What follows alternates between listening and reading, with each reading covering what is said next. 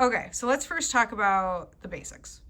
All right, so we've got our primary colors. So our primary colors are red, blue, and yellow. Now the idea of the primary colors is kind of like that these are your primary colors. This is going back to like kindergarten, right?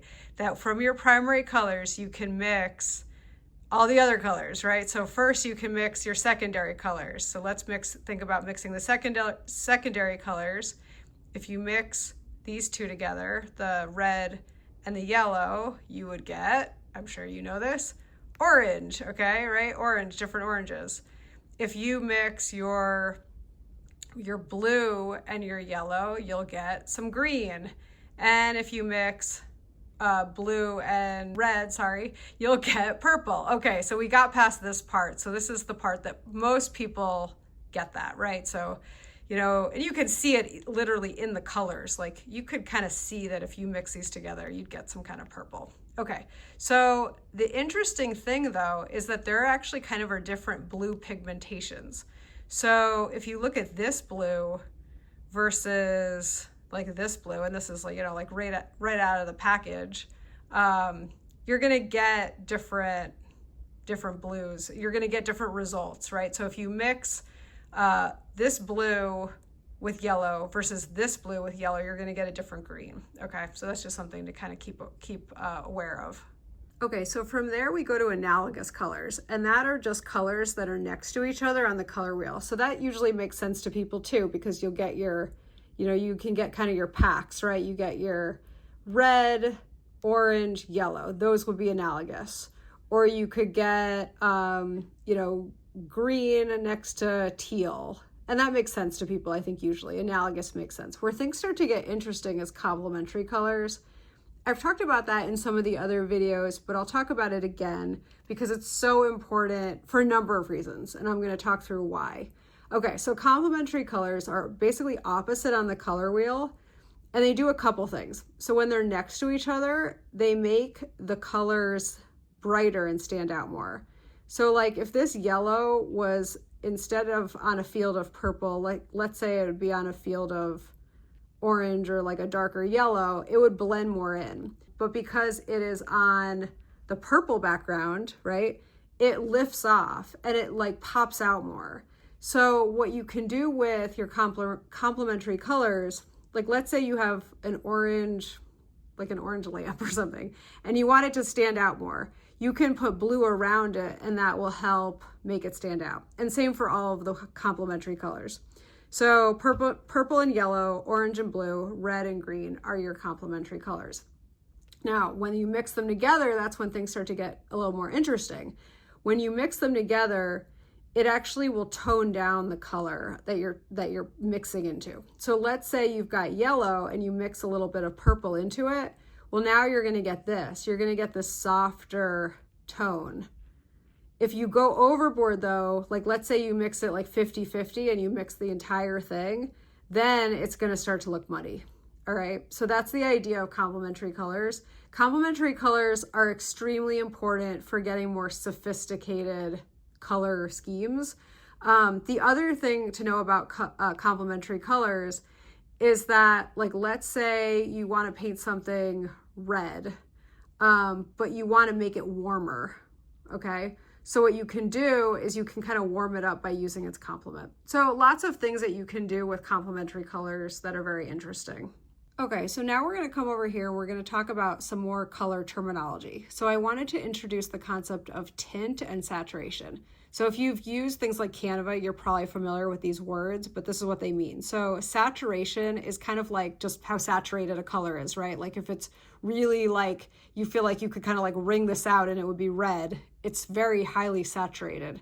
Whereas tint is when you add white. So here you can see that this sphere has more white in it. And that just means that the tint is a little bit lighter. So you could have like the same red spheres and you would add more white. You could say that this has a lighter tint. Okay, so that's just what tint and saturation refer to. The next one is hue, and hue is just like another word for color, so that's not that exciting. Okay, so from there, we're going to talk about warm and cool colors. And this also gets very interesting, right? So your warm colors, and this is usually like makes pretty good sense to people. Like warm colors are warm, right? That makes sense. Cool colors, like that's obviously cool. That's obviously warm. But things can get kind of interesting when you get into other colors. Like let's say you're looking at these, you know, we would probably both all say that these are green. This is kind of bluish green, but it's, you know, it's got a few different colors in it. These are warm and these are cool. Now, what makes them warm or cool is sort of the question. So this is a green, but it has a little bit more blue in it. And then this is a green, but it has a little bit more yellow. And so that's what will make something more warm or cool. And if you've ever gotten something matted, this is one of those like references that some people will get and some people won't, and I'll show you this with this image here, is that different whites have different levels of being either warm or cool. And so this I would say is like a cooler white here, but sometimes people, you know, you'll go to get something matted and they'll show you a bunch of different whites. And some whites that are warmer have a little bit more like, they have a little more yellow in them. They're like, have a little bit of a cream color to them. So this is just the idea of warm and cool. And again, it gets kind of interesting when you're looking at colors like this. So what you can do actually, and this is one of those like things I like to have students do, like it's kind of a fun exercise, is when you're out like for a walk, like go for a walk and look out at like the plants and see if you can notice this in the actual plants. Like look for some leaves that are warmer and some that are cooler. And that's kind of like an interesting thing. You'll start noticing color a little bit more intensely than you might have previously. Okay, so from now, I want to do a little exercise with you to show you how I observe this object to look for color. Okay, so this is going to sound a little weird, but when I look at this, and you would look at maybe the shadow, right? There's obviously a shadow on this white part. Like it's really light up here because the light, you know, there's like the lamp up here and it's hitting this, okay? It's hitting this up here. So it's really, really bright, you know, from all the different lights in the room. But then notice down here, like see how yellow this is? Okay, so why is that? It's probably because I have, my desk is a mess and I have these papers here. And so what you kind of start to notice is that even in the shadow, like, so somebody who is not as well versed in like color and drawing might look at this and just say, okay, this is all gray, and draw everything gray. But once you kind of like hone your ability to see very carefully, you'll look at this and you'll notice that there's actually a little bit of purpliness in here. There's definitely yellow here. Up on here, there's sort of, you know, like this is really red, but this has a little bit of orangey yellow in it. This is a little bit more pink. Okay, so this is what I mean by your observational skills. Like when you're learning to draw, you really are learning to see, and you're gonna just improve your visual skills by looking, you know, and even in here, right? So there's all these different greens. There's like this dark green in here, this lighter green in there, you know, so whenever I'm drawing, I'm trying to observe all those different kinds of subtleties. In here, there's like a warmer green in there. I don't know if you can see that, but it's kind of interesting. Okay, so when it comes to actual drawing and using color, it's very rare that I just use like, say, only white and gray, but I'm actually mixing a lot of colors together to make the most interesting drawing.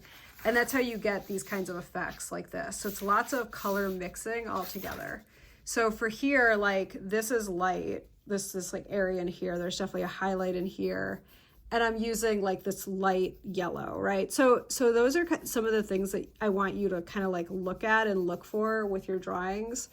And you can take your lighter pencils and actually just sort of like mix it into the darker colored pencil that you already have on here.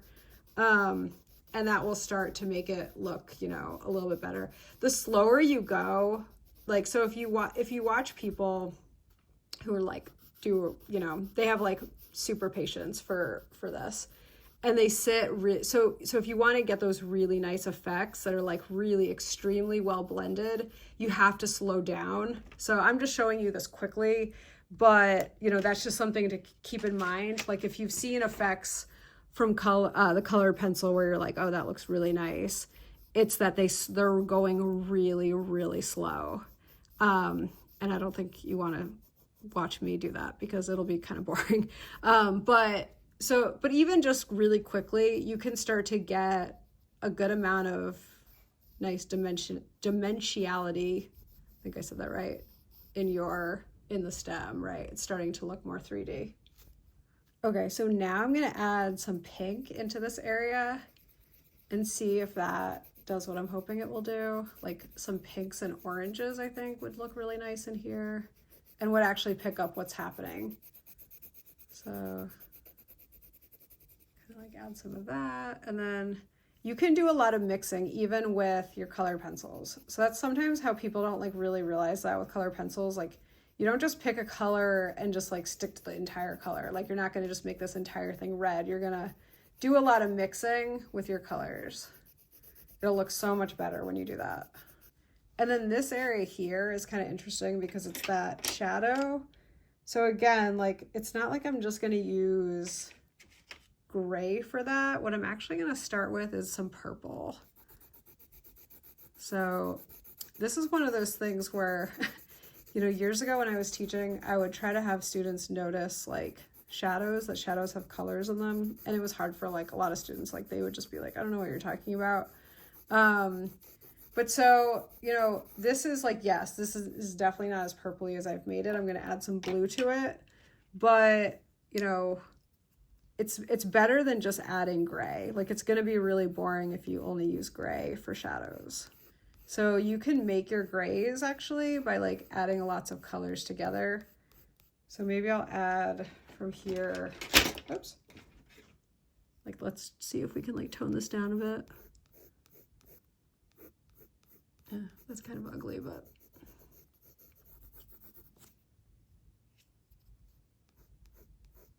So that's the complementary colors, right? When you like mix them together, they can get kind of like muddy.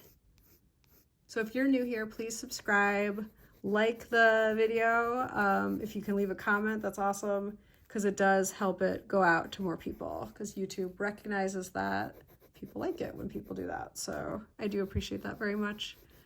Okay, so this is kind of coming along somewhat in that it's making this look a little bit more 3D.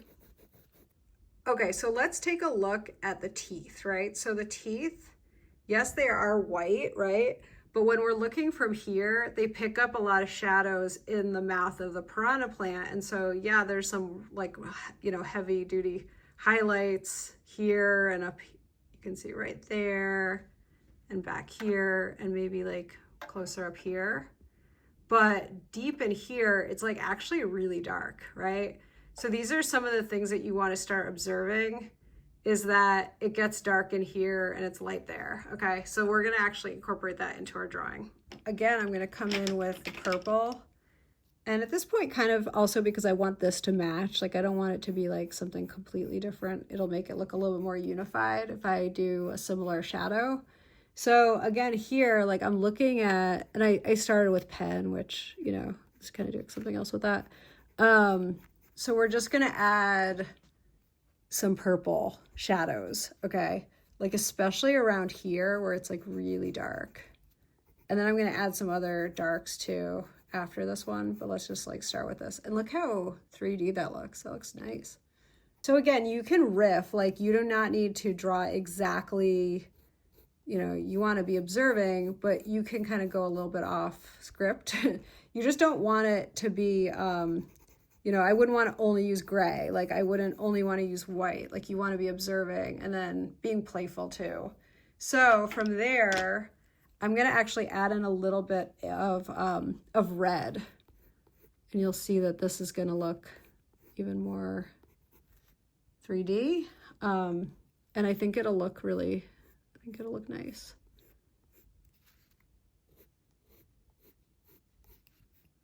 And then of course the tongue I need to still work on more, but the tongue is like a dark, it's like a dark red, whoops, dark red and pink.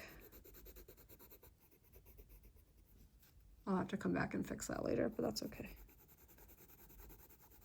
So this is the general idea of how I start to like shape, you know, a drawing that's with colored pencil when I'm using this idea of color theory, which again, like, don't be intimidated by just because it says theory. It's just like the idea of it is just that it's how colors interact. Like that's how I always describe it. And there were people that Joseph Albers, he's one of the big ones, you know, it was in the 1900s. They were looking a lot at like this idea of sort of like color experiments, kind of like bridging like science and art and looking at how colors interact with each other. The Bauhaus artists, so that was like the 1920s to 30s, around there, like kind of like before the war, World War II, they ended up moving from Germany. They closed the Bauhaus in Germany. They moved to the US. There's a little bit of art history there. But they were the ones that were the group of Bauhaus artists, but most notably Joseph Albers. They were the ones that were really focused on all of these ideas. So if you're interested in color and you want to learn more about this topic, he's a good person to look up. Very interesting, beautiful work. And you'll probably recognize it. You probably have seen it. You might not have known, you know, his name or something, but you've probably seen his work. Okay, so let's get into these deep crevices and shape this tongue, because the tongue is not flat also. So we want to make sure that the tongue has the right shape and shading too. So I am always trying to like look for these kinds of things, right? Like I try not to ignore. You want to really look at like what's happening in the drawing. Now it gets really dark back here, like even darker, but I don't want to introduce blue, I don't think, because I think it'll start to look a little weird, but maybe we'll see. So let's try this color. So a lot of it's like experimenting. Like I try a color and I see if it, you know, if it does what I want it to do. And if it's deep enough, because sometimes you can't really tell until you just do it.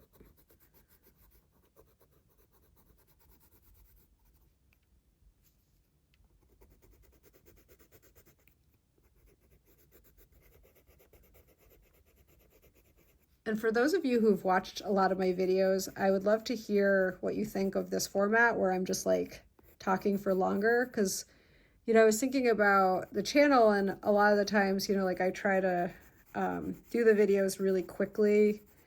And I think what I'd like to do is just like slow down a bit more and have them be really like slow and instructional. But, you know, for people who have been watching my channel for a while, I'd love to hear what you think of this format, and just, you know, it being a little bit slower, where you can really see how a drawing goes from beginning to end. So something that, again, if you've watched my videos before, you've heard me talk a lot about is like direction of line. So I'm always really conscious of like direction. So that means like, you can kind of see here, this is like this idea of direction of line here. Like not just going in really random directions. So keep that in mind too. Okay, so earlier I had done this in different videos just to kind of show this idea of direction of line. Probably going to end up going over most of this, but I think we'll leave it here. I hope you enjoyed the video. Thank you so much for watching, and I will see you soon.